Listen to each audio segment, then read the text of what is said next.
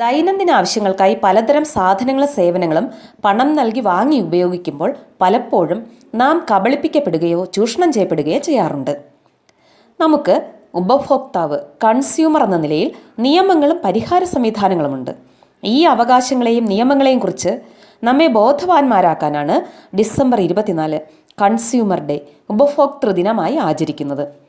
ഈ വീഡിയോയിൽ ചോദ്യോത്തര രൂപത്തിൽ ഉപഭോക്തൃ നിയമം കൺസ്യൂമർ റൈറ്റ്സ് ആക്ട് 2019 പരിചയപ്പെടാം. ഉപഭോക്തൃദിന ക്വിസ്. ലോക ഉപഭോക്തൃ അവകാശ ദിനമെന്ന് world consumer rights day March 15. പൂർണ്ണമായോ ഭാഗികമായോ പണം കൊടുത്തോ കൊടുക്കാമെന്ന ഉറപ്പിലോ സാധനമോ സേവനമോ ഉപയോഗിക്കുന്നയാളെ വിളിക്കുന്ന പേരെന്ത്? ഉപഭോക്താവ്, കൺസ്യൂമർ. ലോകത്തിലാദ്യമായി ആരാണ് ഉപഭോക്താവിൻ്റെ അവകാശങ്ങളെക്കുറിച്ച് പാർലമെൻറ്റിൽ പ്രസംഗിച്ചത്? John F Kennedy, American president, American പാർലമെൻറ്റിൽ. എന്നായിരുന്നു അമേരിക്കൻ പാർലമെൻറ്റിൽ ജോൺ എഫ് കെന്നഡി ഉപഭോക്താവിൻ്റെ അവകാശങ്ങളെക്കുറിച്ച് പ്രസംഗിച്ചത്? 1962 മാർച്ച് 15. ലോക ഉപഭോക്തൃ അവകാശ ദിനം ആചരിക്കുന്നതിനാസ്പദമായ പ്രസംഗം ആരുടേതാണ്? John F Kennedy.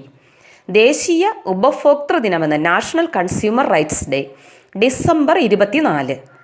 ചൂഷണത്തിന് വിധേയരായിക്കൊണ്ടിരിക്കുന്ന ഉപഭോക്താവിൻ്റെ അവകാശങ്ങൾ സംരക്ഷിക്കാനായി രൂപീകരിച്ച നിയമമേത്? ഉപഭോക്തൃ സംരക്ഷണ നിയമം, കൺസ്യൂമർ പ്രൊട്ടക്ഷൻ ആക്ട് 1986. ദേശീയ ഉപഭോക്തൃ സംരക്ഷണ നിയമം, കൺസ്യൂമർ പ്രൊട്ടക്ഷൻ ആക്ട് നിലവിൽ വന്നതെന്ന്? 1986 ഡിസംബർ 24.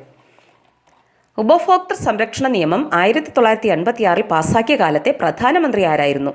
രാജീവ് ഗാന്ധി. ദേശീയ ഉപഭോക്തൃ സംരക്ഷണ നിയമം 1986 പരിഷ്കരിച്ചത് ഏത് വർഷമാണ്? 2019. എത്ര വർഷം പഴക്കമുള്ള ഉപഭോക്തൃ സംരക്ഷണ നിയമമാണ് 2019 പരിഷ്കരിച്ചത്? 34. ഉപഭോക്തൃ സംരക്ഷണ നിയമം 2019 പാസാക്കിയ സമയത്ത് കേന്ദ്ര ഉപഭോക്തൃകാര്യ മന്ത്രി ആരായിരുന്നു? ശ്രീ രാം വിലാസ് പാസ്വാൻ. ഉപഭോക്തൃ സംരക്ഷണ നിയമം 2019 പാർലമെൻറ്റിൽ പാസാക്കിയതെന്ന്? 2019 ഓഗസ്റ്റ് 6. ഉപഭോക്തൃ സംരക്ഷണ നിയമം 2019 വിജ്ഞാപനം ഇറക്കിയതെന്ന്? 2020 ജൂലൈ 15. ഉപഭോക്തൃ സംരക്ഷണ നിയമം 2019 പ്രാബല്യത്തിൽ വന്നതെന്ന്? 2020 ജൂലൈ 20. സംസ്ഥാന ജില്ലാ ഉപഭോക്തൃ തർക്ക പരിഹാര കമ്മീഷനുകൾക്ക് സ്വന്തം വിധികൾ പുനഃപരിശോധിക്കാനുള്ള അധികാരം വ്യവസ്ഥ ചെയ്യുന്ന നിയമമേത്? ഉപഭോക്തൃ സംരക്ഷണ നിയമം 2019. 1986 നിയമം അനുസരിച്ച് ഇതിന് സാധ്യമല്ലായിരുന്നു. ഉപഭോക്തൃ പരാതികൾ ഇലക്ട്രോണിക് മാധ്യമത്തിലൂടെ നൽകാനുള്ള അനുവാദം ലഭിച്ചത് ഏത് നിയമം വഴിയാണ്? അതും ഉപഭോക്തൃ സംരക്ഷണ നിയമം 2019. ഉപഭോക്തൃ സംരക്ഷണ നിയമം 2019 പുതുതായി ഉൾപ്പെടുത്തിയ പ്രധാന മേഖല ഏത്? ഓൺലൈൻ വ്യാപാര മേഖല. ഉപഭോക്തൃ സംരക്ഷണ നിയമം 2019 പ്രാധാന്യം നഷ്ടപ്പെട്ട മേഖല ഏത്? ആതുര സേവന മേഖല. ഉപഭോക്തൃ സംരക്ഷണ നിയമം ഉപഭോക്താവിന് എത്ര അവകാശങ്ങളാണ് ഉറപ്പുവരുത്തുന്നത്? 6. ISI മാർക്കിലൂടെ ഏത് ഉപഭോക്തൃ അവകാശമാണ് സംരക്ഷിക്കപ്പെടുന്നത്? റൈറ്റ് ടു സേഫ്റ്റി, സുരക്ഷിതമായിരിക്കാനുള്ള അവകാശം. ഒരു ഉൽപ്പന്നത്തിലെ എക്സ്പയറി ഡേറ്റ് ഏത് ഉപഭോക്തൃ അവകാശവുമായി ബന്ധപ്പെട്ടതാണ്? റൈറ്റ് ടു ബി ഇൻഫോംഡ്, അറിയാനുള്ള അവകാശം. കസ്റ്റമർ കെയർ ഏത് ഉപഭോക്തൃ അവകാശം ഉറപ്പുവരുത്താനുള്ളതാണ്? റൈറ്റ് ടു ബി ഹേർഡ്, കേൾക്കപ്പെടാനുള്ള അവകാശം. ത്രിതല സംവിധാനം 3 ടയർ പ്രവർത്തിക്കുന്നത് ഏത് ഉപഭോക്തൃ അവകാശവുമായി ബന്ധപ്പെട്ടാണ്? റൈറ്റ് ടു സീക്ക് റെഡ്രസൽ, പരിഹാരം നേടാനുള്ള അവകാശം. ഉപഭോക്തൃ തർക്കങ്ങളിൽ ഉപഭോക്തൃ കമ്മീഷന്റെ ആഭിമുഖ്യത്തിൽ മധ്യസ്ഥതയിലൂടെയുള്ള ഒത്തുതീർപ്പിനെതിരെ അപ്പീൽ നൽകാനാകുമോ? ഇല്ല. ഉപഭോക്തൃ തർക്ക പരിഹാര കമ്മീഷനിൽ എത്ര രൂപ വരെയുള്ള കേസുകൾ ഫയൽ ചെയ്യുന്നതിനാണ് ഫീസ് ഇല്ലാത്തത്? 5 ലക്ഷം രൂപ വരെ. ഉപഭോക്തൃ തർക്ക പരിഹാര കമ്മീഷനിൽ 5 ലക്ഷം മുതൽ 10 ലക്ഷം രൂപ വരെയുള്ള പരാതികളിൽ എത്ര രൂപ ഫീസ് അടയ്ക്കണം? 200 രൂപ. 10 ലക്ഷം മുതൽ 20 ലക്ഷം രൂപ വരെ 400 രൂപ. 20 ലക്ഷം മുതൽ 50 ലക്ഷം വരെ 1000 രൂപ. 50 ലക്ഷം മുതൽ 1 കോടി വരെ 2000 രൂപ. 1 കോടി മുതൽ 2 കോടി വരെ 2500 രൂപ. 2 കോടി മുതൽ 4 കോടി രൂപ വരെ 3000 രൂപ. 4 കോടി മുതൽ 6 കോടി രൂപ വരെ 4000 രൂപ. അതുപോലെ 6 കോടി മുതൽ 8 കോടി രൂപ വരെയുള്ള പരാതികളിൽ 5000 രൂപ, 8 കോടി മുതൽ 10 കോടി വരെ 6000 രൂപ. ഉപഭോക്തൃ തർക്ക പരിഹാര കമ്മീഷനിൽ 10 കോടി രൂപയ്ക്ക് മുകളിലുള്ള പരാതികളിൽ 7500 രൂപ ഫീസ് അടയ്ക്കണം. ഉപഭോക്തൃ പ്രശ്നങ്ങളെക്കുറിച്ചുള്ള കേന്ദ്ര ഉപദേശക സമിതിയുടെ പേരെന്ത്? കേന്ദ്ര ഉപഭോക്തൃ സംരക്ഷണ സമിതി. കേന്ദ്ര ഉപഭോക്തൃ സംരക്ഷണ സമിതിയുടെ അധ്യക്ഷൻ ആരായിരിക്കണം? കേന്ദ്ര ഉപഭോക്തൃ ഭക്ഷ്യ പൊതുവിതരണ മന്ത്രി. കേന്ദ്ര ഉപഭോക്തൃ സംരക്ഷണ സമിതിയിൽ വിവിധ മേഖലയിൽ നിന്നുമുള്ള എത്ര അംഗങ്ങൾ ഉണ്ടായിരിക്കണം? 34. കേന്ദ്ര ഉപഭോക്തൃ സംരക്ഷണ സമിതിയുടെ കാലാവധി എത്ര വർഷമാണ്? 3 വർഷം. ഉൽപ്പന്നത്തിൻ്റെ പിഴവ് കാരണം ഉപഭോക്താവിന് പരിക്കേൽക്കുകയാണെങ്കിൽ ഉൽപ്പാദകർക്ക് നിയമം എത്ര വർഷം വരെയുള്ള തടവും എത്ര രൂപ പിഴയുമാണ് വ്യവസ്ഥ ചെയ്തിരിക്കുന്നത്? 7 വർഷം വരെ തടവും 5 ലക്ഷം രൂപ പിഴയും.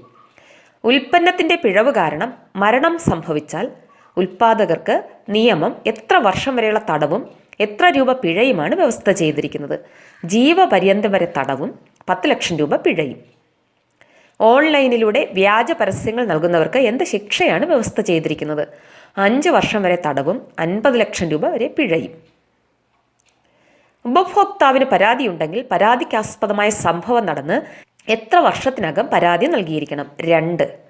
ഉപഭോക്താവിന് എങ്ങനെ പരാതി നൽകാം?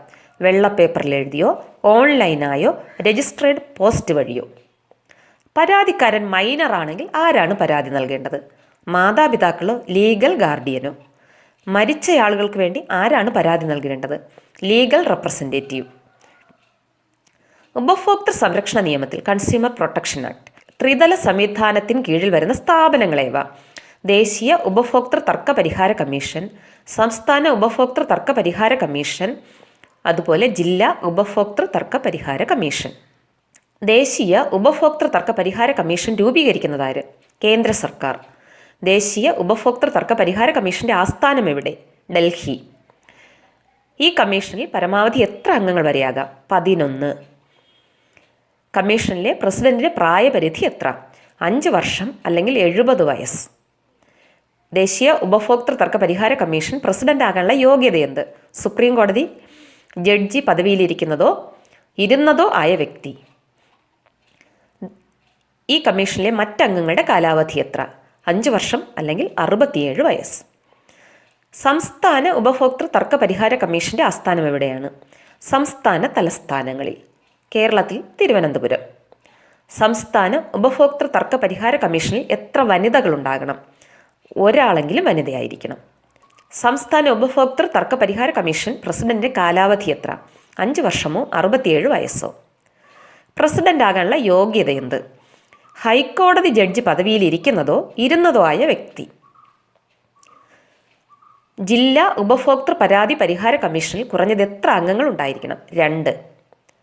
ജില്ലാ ഉപഭോക്തൃ പരാതി പരിഹാര കമ്മീഷനിലെ പ്രസിഡന്റിന്റെ കാലാവധി എത്ര? 5 വർഷമോ 65 വയസ്സോ? 1 കോടിയിൽ കുറഞ്ഞ പരാതിയാണെങ്കിൽ പരാതി നൽകേണ്ടത് എവിടെയാണ്? ജില്ലാ ഉപഭോക്തൃ പരാതി പരിഹാര കമ്മീഷനിൽ. 1 കോടി മുതൽ 10 കോടി വരെയുള്ള പരാതി എവിടെയാണ് നൽകേണ്ടത്? സംസ്ഥാന ഉപഭോക്തൃ തർക്ക പരിഹാര കമ്മീഷൻ.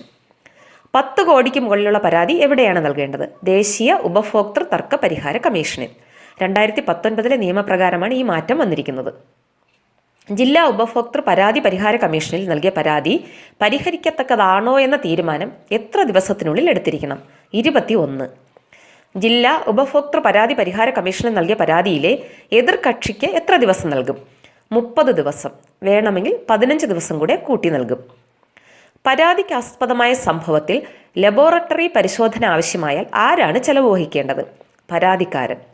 ജില്ലാ ഉപഭോക്തൃ പരാതി പരിഹാര കമ്മീഷനിൽ നൽകിയ പരാതിയിലെ വിധി തൃപ്തികരമല്ലെങ്കിൽ എത്ര ദിവസത്തിനകമാണ് സംസ്ഥാന ഉപഭോക്തൃ തർക്ക പരിഹാര കമ്മീഷനെ സമീപിക്കേണ്ടത്? അതായത് അപ്പീൽ പോകേണ്ടത് എത്ര ദിവസത്തിനകമാണ്? വിധി വന്ന് 45 ദിവസത്തിനകം. സംസ്ഥാന ഉപഭോക്തൃ പരാതി പരിഹാര കമ്മീഷന് നൽകിയ പരാതിയിലെ വിധി തൃപ്തികരമല്ലെങ്കിൽ എത്ര ദിവസത്തിനകമാണ് ദേശീയ ഉപഭോക്തൃ തർക്ക പരിഹാര കമ്മീഷനിൽ അപ്പീൽ നൽകേണ്ടത്? 30 ദിവസത്തിനകം. ദേശീയ ഉപഭോക്തൃ പരാതി പരിഹാര കമ്മീഷനിൽ നൽകിയ പരാതിയിലെ വിധി തൃപ്തികരമല്ലെങ്കിൽ എവിടെയാണ് അപ്പീൽ നൽകേണ്ടത്? സുപ്രീം കോടതിയിൽ. അപ്പീലിന് പോകുന്നയാൾ സാധനത്തിൻ്റെയോ സേവനത്തിൻ്റെയോ നഷ്ടപരിഹാര തുകയുടെ എത്ര ശതമാനമാണ് കമ്മീഷനിൽ കെട്ടിവെക്കേണ്ടത്? 50%. ജില്ലാ കമ്മീഷനിലോ സംസ്ഥാന കമ്മീഷനിലോ ദേശീയ കമ്മീഷനിലോ പരാതി നൽകിയാൽ എത്ര മാസത്തിനകം അത് തീർപ്പാക്കിയിരിക്കണമെന്നാണ് വ്യവസ്ഥ? 3 മാസത്തിനകം. ആർക്കെതിരെയാണ് പരാതി നൽകാൻ സാധിക്കുന്നത്? ഉൽപ്പാദകൻ, അല്ലെങ്കിൽ വിൽപ്പനക്കാരൻ, അല്ലെങ്കിൽ സേവനദാതാവ്. ഉപഭോക്തൃ സംരക്ഷണ നിയമത്തിൻ്റെ എത്രാമത്തെ വകുപ്പിലാണ് ഉപഭോക്താവ് ആരാണെന്ന കാര്യം നൽകിയിരിക്കുന്നത്? 2D 1-ാം ഉപവകുപ്പ്. ഉപഭോക്തൃ സംരക്ഷണ നിയമത്തിൻ്റെ എത്രാമത്തെ വകുപ്പിലാണ് സേവനം ഉപയോഗിക്കുന്ന ആളും ഉപഭോക്താവാണെന്ന വിവരം ഉൾപ്പെടുത്തിയിരിക്കുന്നത്? 2D വകുപ്പ് 2-ാം ഉപവകുപ്പ്. ഉപഭോക്തൃ സംരക്ഷണ നിയമത്തിൻ്റെ എത്രാമത്തെ വകുപ്പ് പ്രകാരമാണ് ജില്ലാ കമ്മീഷനിൽ പരാതി നൽകുന്നത്? 12-ാം വകുപ്പ് പ്രകാരം.